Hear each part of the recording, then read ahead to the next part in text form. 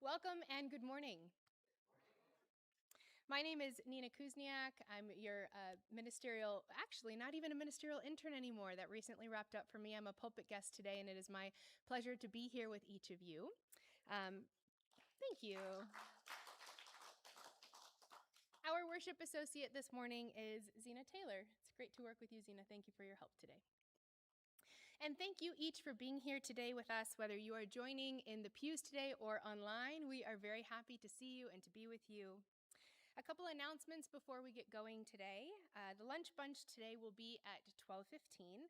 This is an informal gathering for fellowship and to continue the conversations we begin into today's service.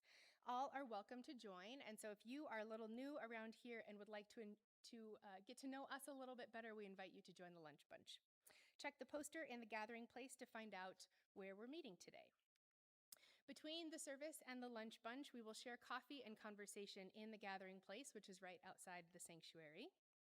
And we would like to especially welcome any visitors this morning that are here with us. We're so glad that you have chosen to be here with us this morning as a spiritual home. You should have been handed a welcome packet when you arrived, and if you didn't, there's still an opportunity to get one. Feel free to ask for one as you exit the sanctuary this morning. That welcome kit contains a yellow card just like the one in the back seat in the pews. If you fill it out, we will put you on the twice-weekly mailing list to keep you connected with this vibrant community. So go ahead and complete the card and leave it in the offering boxes before you leave today. There are 2 in the front of the church and 1 in the back. And welcome to Emerson. Whatever your path in life is, we are delighted that you are here today. And now please enjoy our prelude as we formally begin the service.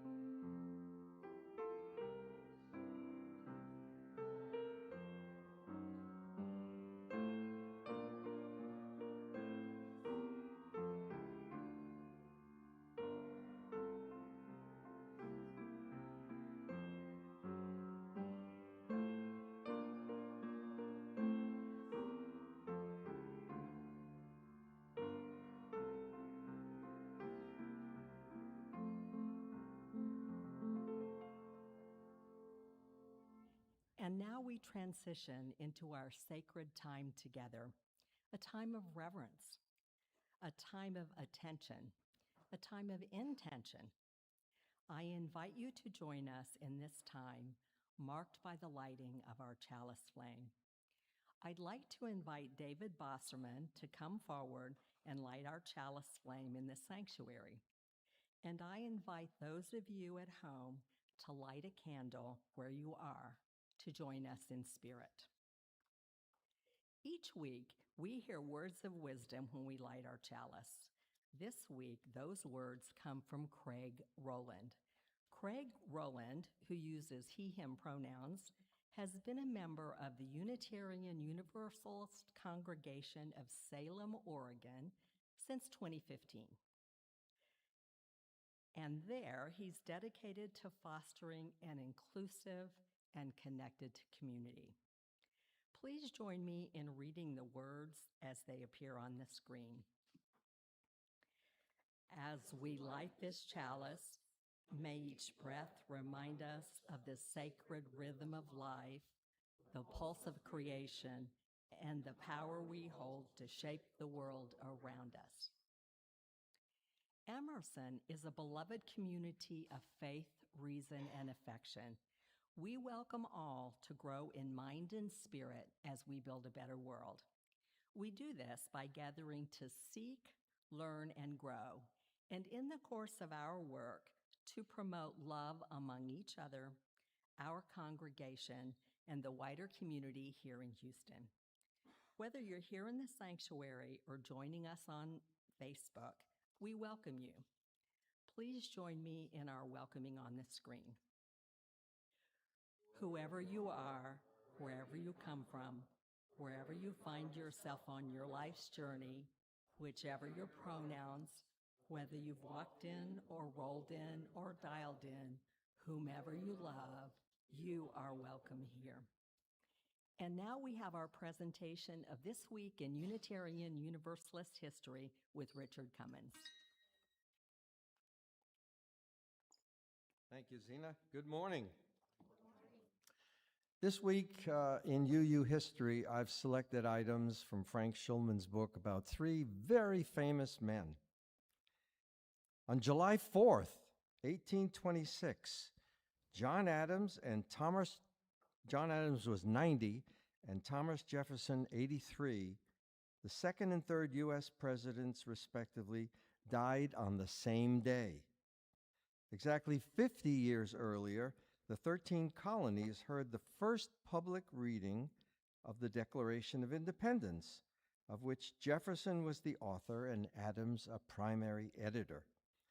Despite intense disagreement during their careers in political office, in later life they reconciled and conducted a famous correspondence which included discussions of their differing views of Unitarianism. And on July 5th, in 1810, Phineas Taylor Barnum, better known as P.T. Barnum. Now, a few of you heard this in adult RE, but I think it's worth reading to the entire congregation. Phineas Taylor Barnum was born in Bethel, Connecticut. He was reared a stern Puritan, but became a devoted Universalist. The museum he opened in New York City featured natural history exhibits and curiosities. Barnum is best known for operating the greatest show on earth, his circus, but he was also civic-minded and served in the Connecticut legislature from 1867 to 1869 as a Republican. He was also mayor of Bridgeport, Connecticut. Barnum called himself the Prince of Humbugs, but donated funds to build a museum of natural history at Tufts University. He died on April 7th in 1891. And that is This Week in UU history for this morning. Reverend Nina.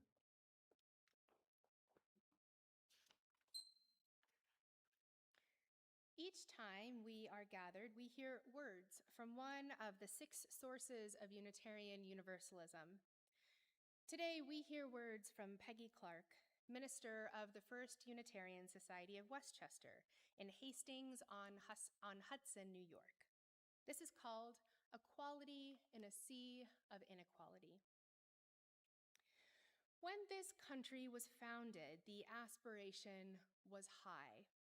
The men who imagined it dreamed big, casting a vision of a world where all men were created equal, where rights were endowed by our Creator, transcending culture and expectations of the day, where life, liberty, and the pursuit of happiness would be allowed and enjoyed without infringement. It was a radical and a new vision, born from Enlightenment optimism, inspired by scientific discovery. It was an intoxicating vision, as bold as the Protestant Reformation that swept all of Europe. And they had the hubris to believe that they could make it happen. They staked their claim in the Declaration of Independence and institutionalized it in the Constitution. They elected their first president, and when he stepped down, relinquishing power to return to the role of a citizen, those founders believed that they lived to see their vision realized. A new president ran for office, and the republic was up and running. It was done. A new world order.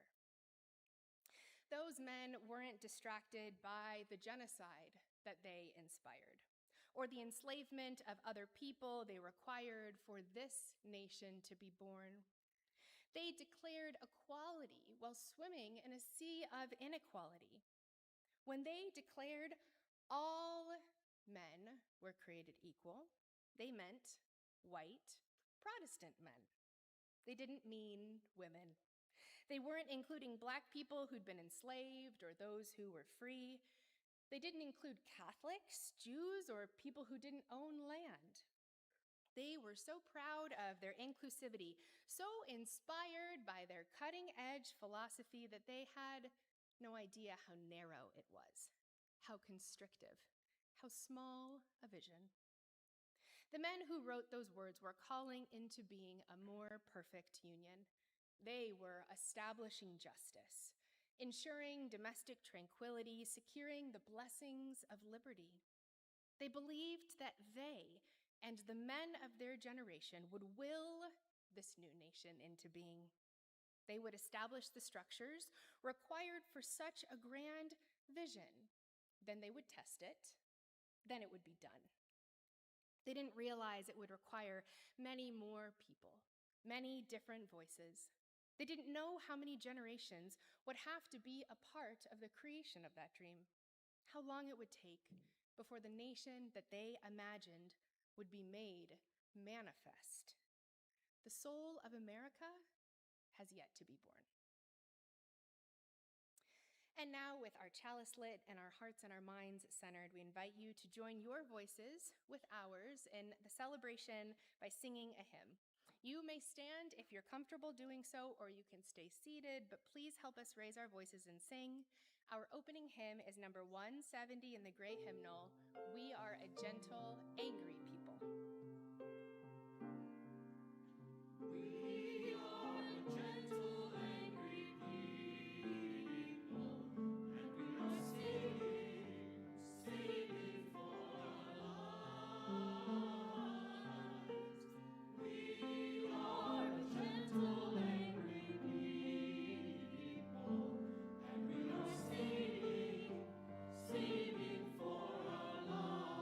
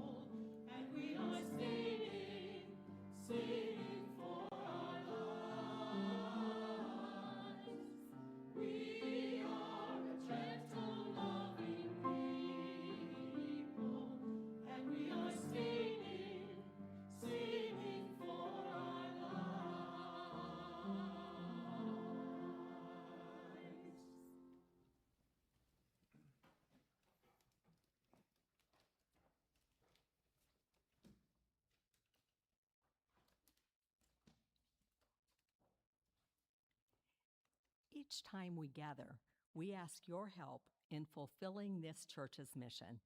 The success of this church and of the principles that we support is made possible by the work of our members and friends and by your financial support.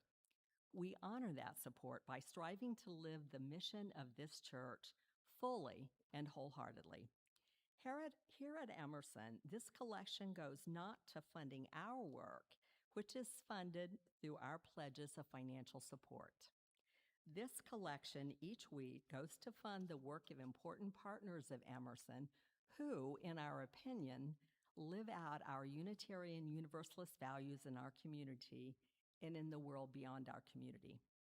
The act of giving our financial support is both a transformative spiritual act and one way we live our values. 75% of today's offering will go to our July Share the Plate recipient, Mental Health America, MHA, of Greater Houston, Inc. Mental Health America of Greater Houston has created pathways to resilience in the Greater Houston community since 1954. The organization connects individuals and families to quality mental health care, equips communities with education, and advocates for legislative solutions. It also provides peer-to-peer support for veterans. Through this comprehensive approach, MHA of Greater Houston strengthens systems of care, and advances mental well-being across the region. The remaining 25% of today's offering will go to Interfaith Ministries Meals on Wheels, which provides thousands of meals every day to Houston homebound seniors. You can go to our webpage for online giving, put cash or a check in our offering receptacles, or mail a check to the church.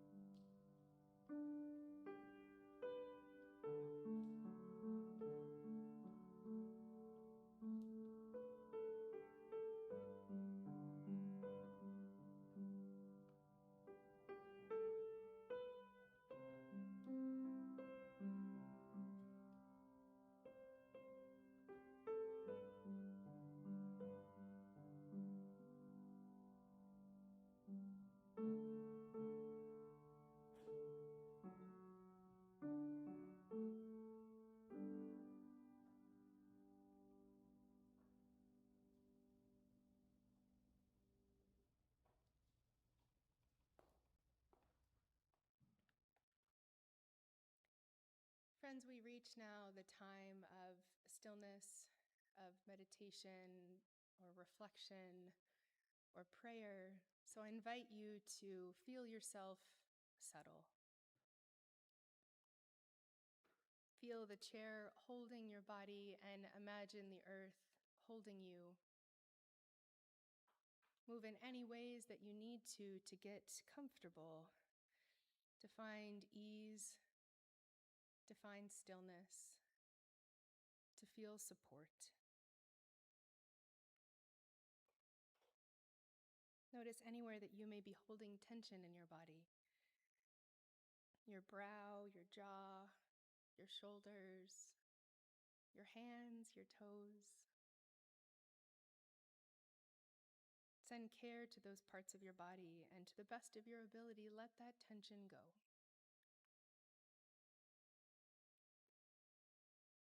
Allow your breaths to move in and out naturally and make them as deep as you need them to be right now.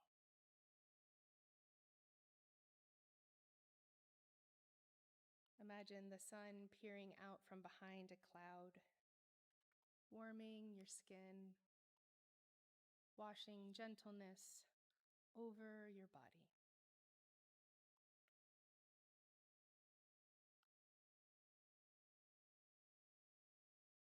Bring your attention to your breath, that natural rise and fall, an easy inhale, an easeful exhale.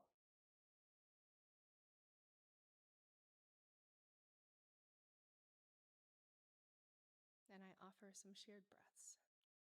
Breathing in, I bring my body peace. Breathing out, I bring my body peace. Breathing in, I bring my body harmony. Breathing out, I bring my body harmony. Breathing in, I bring my body compassion. Breathing out, I bring my body compassion. Breathing in, I bring my body ease. Breathing out, I bring my body ease. Breathing in, I bring my body gratitude. Breathing out, I bring my body gratitude.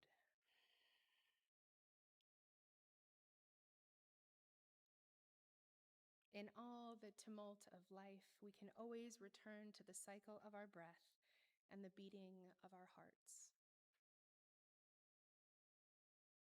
We pray now to that spirit of interconnectedness and belonging that is with us here, that is with us always.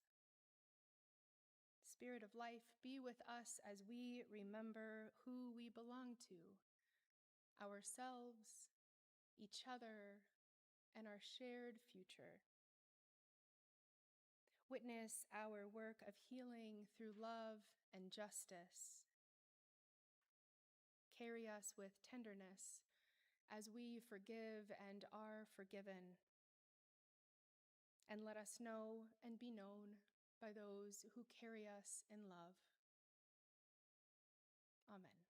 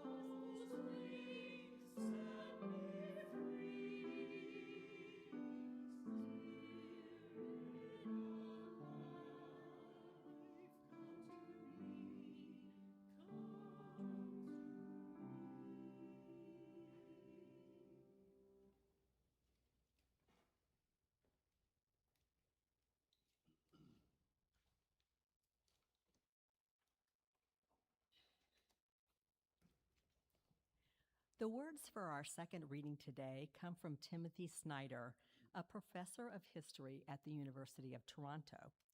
His books include Black Earth, The Holocaust as History and Warning, and On Tyranny, 20 Lessons from the 20th Century.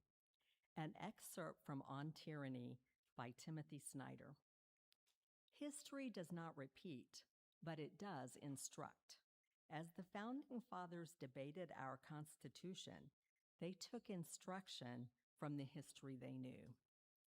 Concerned that the democratic public they envisioned would collapse, They contemplated the descent of ancient democracies into oligarchy and empire. As they knew, Aristotle warned that inequality brought instability, while Plato believed that demagogues exploited free speech to install themselves as tyrants. In founding a democratic republic upon law and establishing a system of checks and balances, the founding fathers sought to avoid the evil that they, like the ancient philosophers, call tyranny.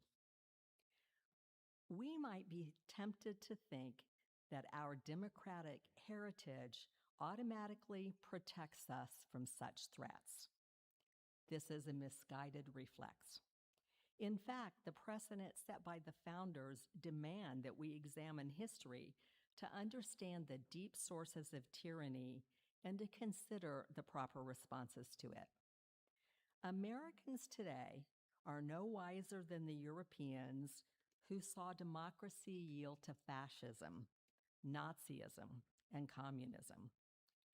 Our one advantage is that we might learn from their experience. Now is the time to do so.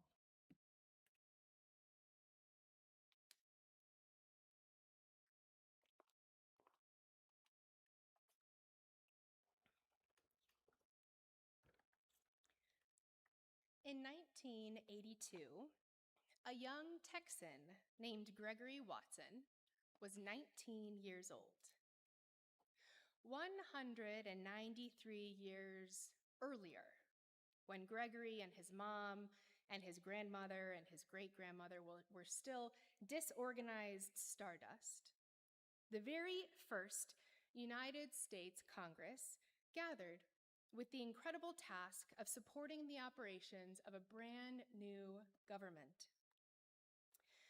The first Congress was presided over by John Adams and gathered in the time of George Washington's presidency.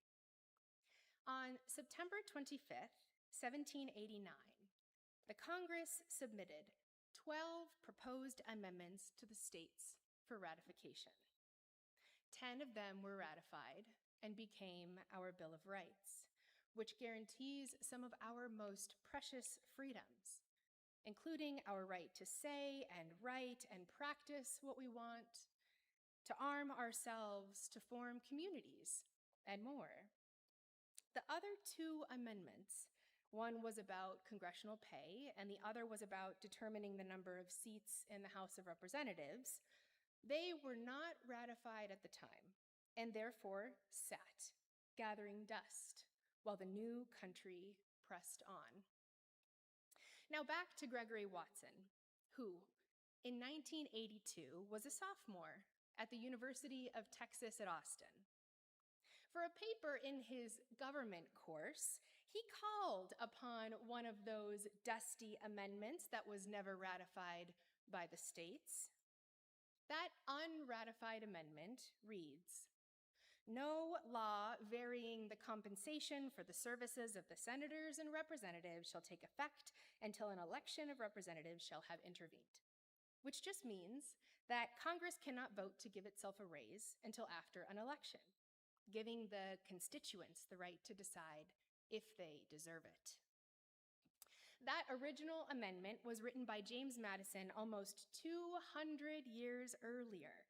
And because that initially proposed amendment didn't have a deadline, it remained in limbo with the states while the rest of the country whirled on.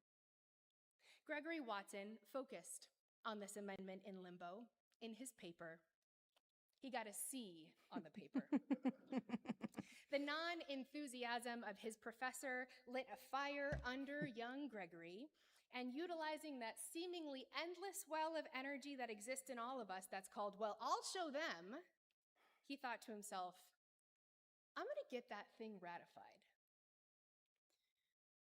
We hold these truths to be self-evident, that all men are created equal, that they are endowed by their Creator with certain unalienable rights, that among these are life, liberty, and the pursuit of happiness. That to secure these rights, governments are institution among men, deriving their just powers from the consent of the governed. Let me say that one more time. That to secure these rights, governments are institution among men, deriving their just powers from the consent of the governed.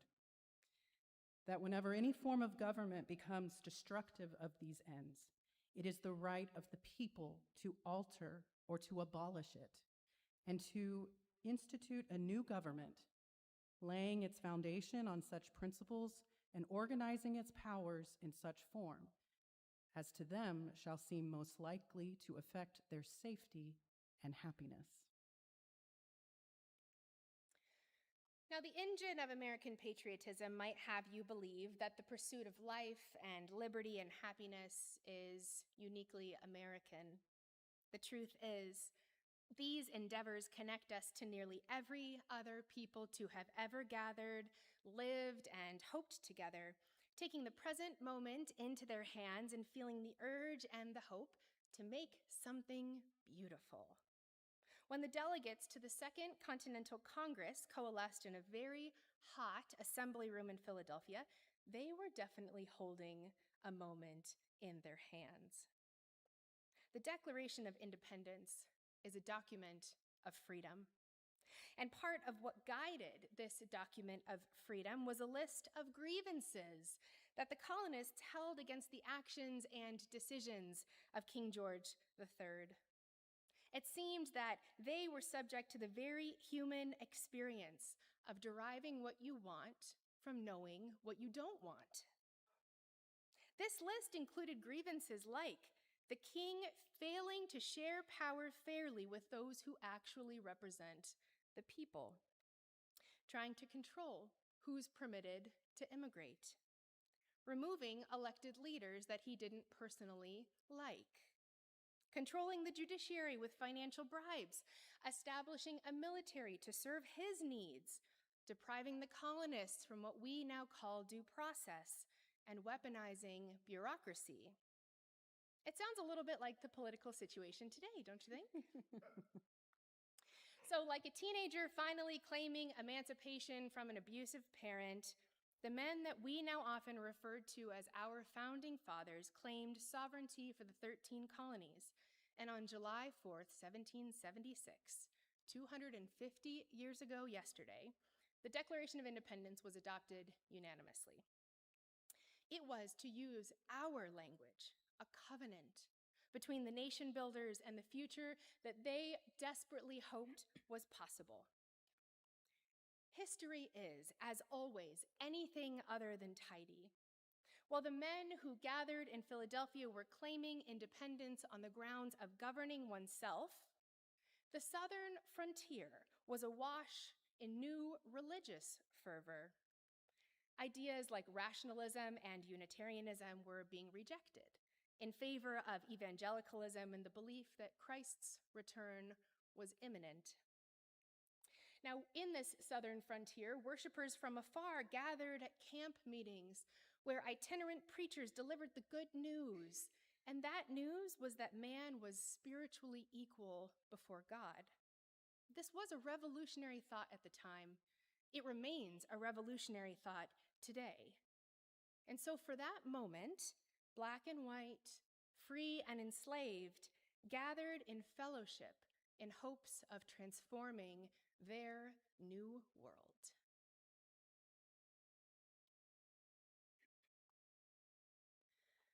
Say, brothers, will you meet us? Say, brothers, will you meet us? Say, brothers, will you meet us on Canaan's happy shore? By the grace of God we'll meet you. By the grace of God we'll meet you. By the grace of God we'll meet you where parting is no more. Say, brothers, will you meet us? is a Methodist hymn that sings of reunification with one's beloveds, fathers, mothers, sisters, brothers. Time ticked on, and the politics of the antebellum South tested the idea that all men are created equal. People across lines of difference may have been singing the same song, but what they believed to be Canaan's happy shore, that place of reunification, was vastly different. For white Southerners, that heavenly place might have been a heaven after death, but it might have also been the South itself, a heavenly version of a white-only moral universe. But for the enslaved, Canaan's happy shore was a place of deliverance from bondage. This might have also been a heaven after death, but it also might have simply been the North, a place that offered freedom. Now, there wouldn't be sufficient time in a year's worth of sermons to explain how slavery forged America's relationship with itself. Racism remains our ugliest inheritance, and we pay heavy taxes on it with every day that passes without substantive reparations.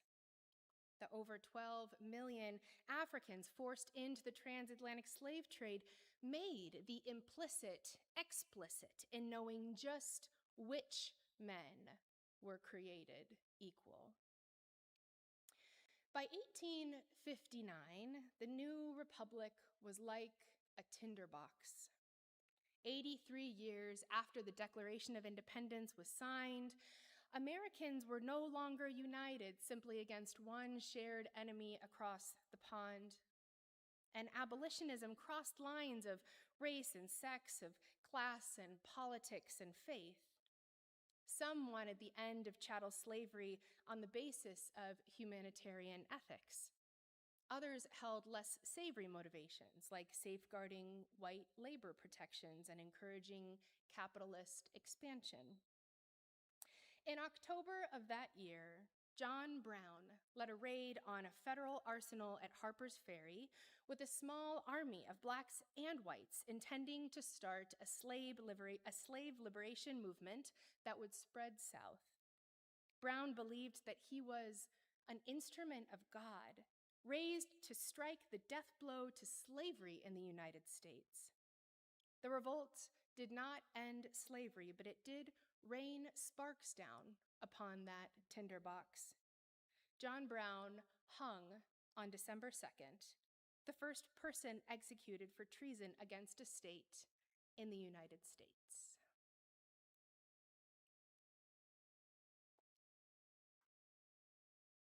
John Brown's body lies a moldering in the grave. John Brown's body lies a moldering in the grave.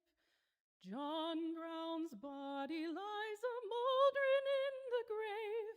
His soul goes marching on. The stars above in heaven are a-looking kindly down. The stars above in heaven are looking kindly down.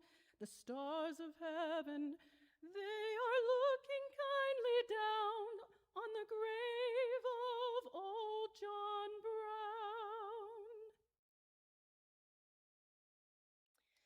Singing about a dead abolitionist felt macabre for some, but the song spread along with the American Civil War.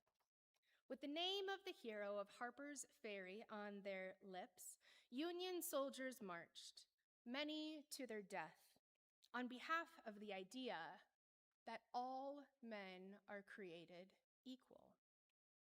It became a rally for freedom, for living and dying for your beliefs, even heard later sung by Russian soldiers in the 1905 Russian Revolution. In fact, hearing Union soldiers sing John Brown's body as they marched into battle was what led Julia Ward Howe, an abolitionist on a trip to Washington, D.C., to write a poem. It was published in Atlantic Monthly in February of 1862, and it started with, Mine eyes have seen the glory of the coming of the Lord. Mine eyes have seen the glory of the coming of the Lord. He is trampling out the vintage where the grapes of wrath are stored. He hath loosed the fateful lightning of his terrible swift sword. The truth is marching on. I have seen him in the watchfires of 100 circling camps. They have built him an altar in the evening dew and damps. I can read his righteous sentence by the dim and flaring lamps. His day is marching on. Glory, glory, hallelujah. Glory, glory, hallelujah. Glory, glory, hallelujah. His truth is marching on. Confederate General Robert E. Lee surrendered on behalf of the South at Appomattox Courthouse in the April of 1865. Slavery ended the same way that wars end, jagged and slow, and with countless victims along the way. Once again, professing the equality of all men was insufficient to make it so. The 13th, 14th, and 15th Amendments made promises of radical Reconstruction that the South met with the brute violence of Jim Crow. And states outside of the literal bounds of Jim Crow suffered the racial conventions of the time, which were setting the stage for the lie of separate but equal that we still exist in today. The turn of the 20th century asked us yet again, was progress more important than personhood? The time of industrialization asked us to consider the inherent worth of women, the equality and protection of children, how to fairly integrate the millions of Americans driven to this country by the promise that all men are created equal. The fight for equality was beginning to blossom as intersectional. Workers began organizing around their rights, generating class solidarity. In 1912, a confrontation between West Virginia coal miners and their bosses led to a strike that lasted over a year and cost over $3 billion in today's dollars. Chief among these miners' demands were freedom and fairness. Ralph Chaplin was a member of the International Workers of the World and a journalist covering the strike. He put pen to paper and breathed new life into a familiar tune. When the union's inspiration through the workers' blood shall run, there can be no power greater anywhere beneath the sun. Yet what force on earth is weaker than the feeble strength of one? But the union makes us strong. It is we who plowed the prairies, built the cities where they trade, dug the mines and built the workshops, endless miles of railroad laid. Now we stand outcast and starving midst the wonders we have made, but the union makes us strong. Solidarity forever, solidarity forever, solidarity forever, for the union makes us strong. The West Virginia miners' strike didn't solve the oppression of the working class, just like the Civil War didn't bring true racial equality. But it did hold a mirror to this nation and ask, is this what we mean by all men? Is this what we mean by equal? The activist Mother Jones, who co-founded the IWW and rallied families to participate in the strike, was arrested and charged in a military court for inciting a riot by attempting to read the Declaration of Independence aloud to strikers. It seems that on its day of penning, and every day since, the idea that all men are created equal is even too provocative for the very people who wrote it. Now let's go back to Gregory Watson, our young Texan college student who got a lousy grade on his government paper in 1982. He did, in fact, rally the states around what ended up being the 27th Amendment, which was finally ratified in 1992, more than 200 years after it was written. This is a fascinating and charming story, and it's another entry into the book of The Power of One. But I uplift Watson's story for more than just the charm and the quirk of it. 1992 was the last time that our Constitution was amended. Now, the Constitution isn't the birthday girl this weekend. That's the Declaration of Independence, who turned a cool 250 years old yesterday. But without the Constitution, we have no roadmap for how to breathe life into the promises of the Declaration of Independence. The Constitution is the mechanism for achieving the goals that we declare in that document of freedom. Our Constitution is the oldest written national framework of government in the world, drafted by men who imagined that it would change alongside the population that it served. The amendment that was passed 34 years ago, it represents 18th century sentiments. It seems the ever-increasing polarization and partisanship in our political structure has resulted in our purported roadmap to equality and freedom to become calcified, to become frozen in time. It makes sense that that original Canaan tune would have taken on a life of its own. The religious fervor of the time encouraged spontaneous improvisation. People changed things often to suit their needs and their preferences. Minds change, public opinions change, times change, songs change. And not all change is in service of what we would consider to be a future of greater equality and love. I'm thinking of those proposed but failed amendments to name America as a strictly Christian or English-speaking nation.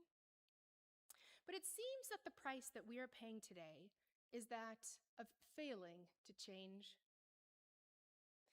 In 1893, in recognition of Columbus's first voyage across the Atlantic, America hosted the largest ever World's Fair in Chicago. Frederick Douglass was asked to deliver a lecture on the fair's designated Colored People's Day. In one of the last speeches that he ever gave publicly, he asked those who coalesced whether the American people have loyalty enough, honor enough, and patriotism enough to live up to their own Constitution.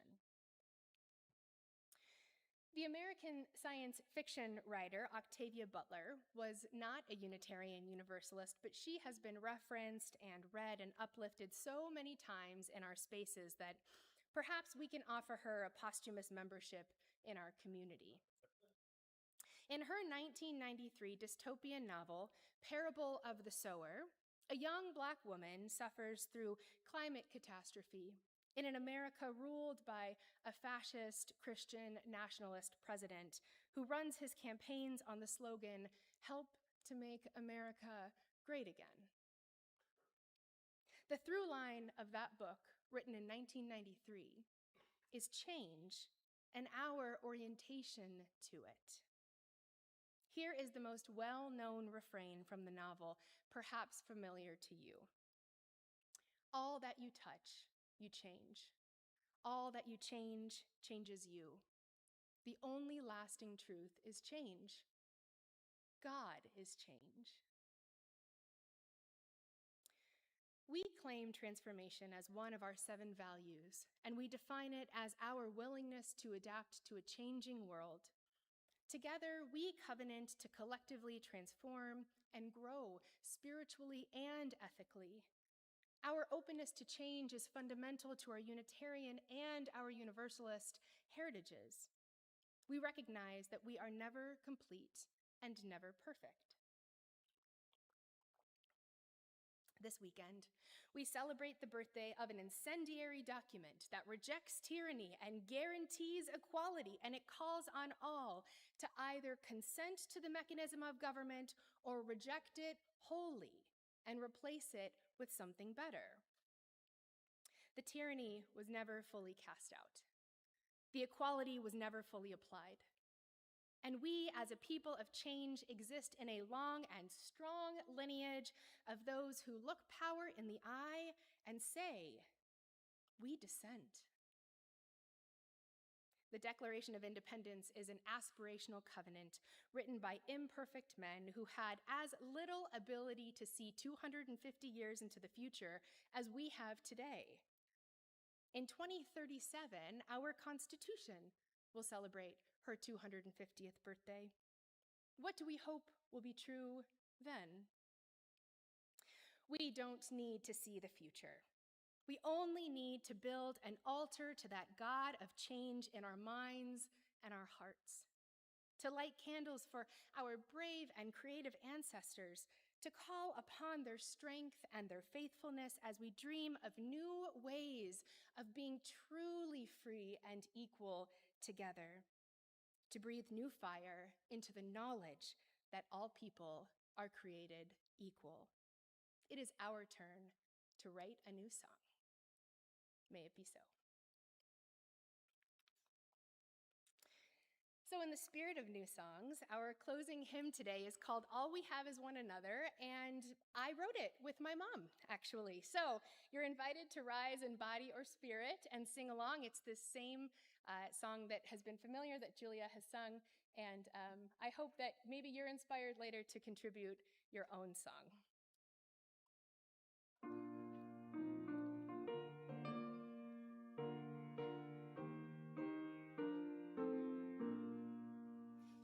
We've forgotten where we came from. We've forgotten where we go.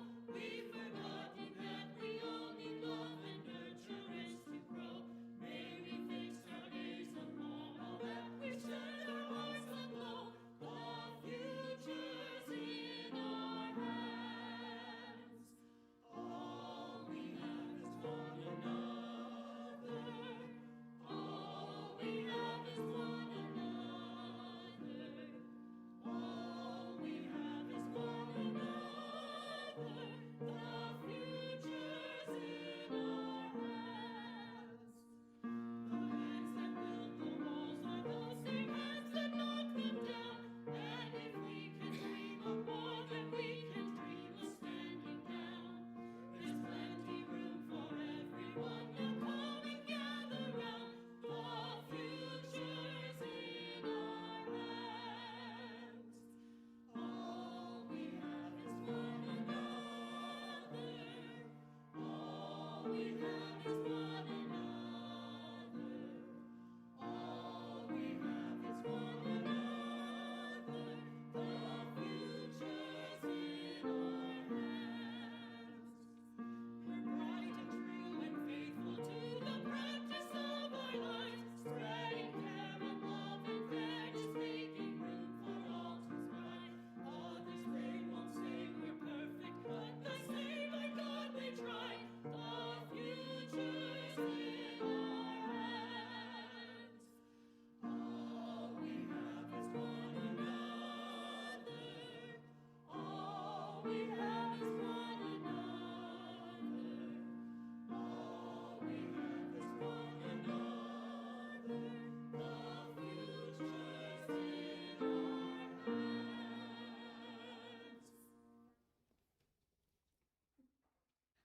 That was great fun. That was a dream that I didn't even know would come true. Thank you for participating in that. And we have arrived at the time in our service where we extinguish our chalice flame and close this sacred space. So I invite David once more to come and extinguish our chalice for us. The flame has served as a reminder that our time together this morning is, in fact, sacred, a time set apart. In the words of Reverend Brian Keeley, the chalice is now extinguished, but its light lives on in the minds and hearts and souls of each of you. Carry that flame with you as you leave this place and share it with those you know, with those you love, and most especially with those you have yet to meet. We are so grateful for your presence this morning. For those of you who have joined us online, after the postlude, we will be ending our live streaming service. Thank you for being with us. We look forward to hosting you again soon. May we, in the course of this week, be more aware and present in the communities in which we are a part. May we be more aware and present of our individual part in each of those communities. May we be more aware and present of how these communities co-create our journeys with us. And may we be more aware and present of how to co-create the journeys with them. Go today in peace and power. Amen.